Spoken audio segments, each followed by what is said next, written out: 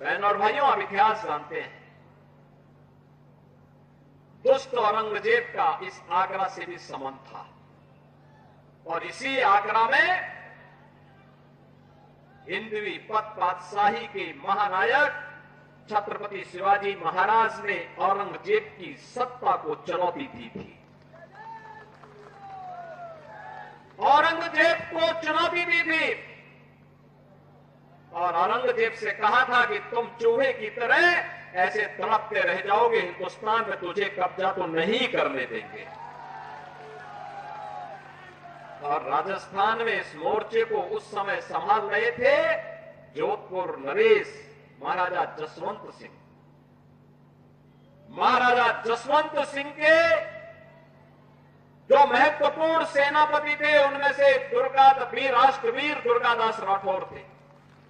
कई बार प्रयास किया औरंगजेब ने जोधपुर रियासत पर कब्जा करने का, नहीं सफल हो पाया, क्योंकि जहां पे राष्ट्रवीर दुर्गादास राठौर जैसे वीर हो, मातृभूमि के सपूत हो, कोई विदेशी आक्रांता कैसे कब्जा कर सकता है? और यही हुआ था।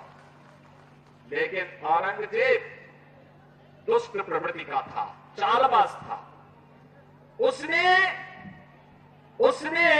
एक चाल चली, महाराजा जसवंत सिंह से संधि की और संधि करके उनसे कहा कि हम जोधपुर रियासत पर कुछ नहीं करेंगे, लेकिन आप हमें सहयोग करिए, हम आपका सहयोग करेंगे। और उसने एक लालच दिया, उसने कहा अफगानी हिंदुस्तान पर कब्जा करना चाहते हैं, आप उनको वहां संभालिए, मैं आपको सपोर्ट करूंगा।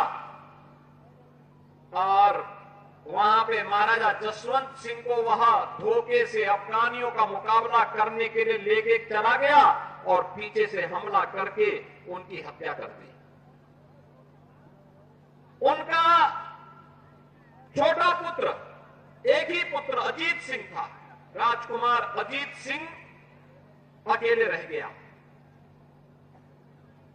रानी का जो पुत्र था अजीत सिंह, उसको उसने धोखे से मारने का एक षड्यंत्र रचा और मुगल सैनिकों को भेज करके उन्हें कैद करने का प्रयास किया।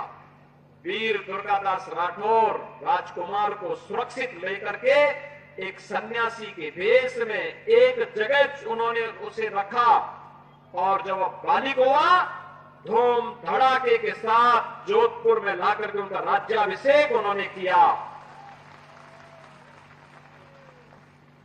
वीर दुर्गादास राठौर की जो ये लड़ाई थी, ये लड़ाई केवल अपने स्वामी के लिए नहीं थी, बल्कि राष्ट्र के लिए थी, स्वदेश और स्वाभिमान के लिए थी, स्वधर्म के लिए थी कि हम विदेशी हुकूमत को बाल बांका नहीं करने देंगे अपनी मातृभूमि का। और उन्होंने अंतिम दम तक निभाया।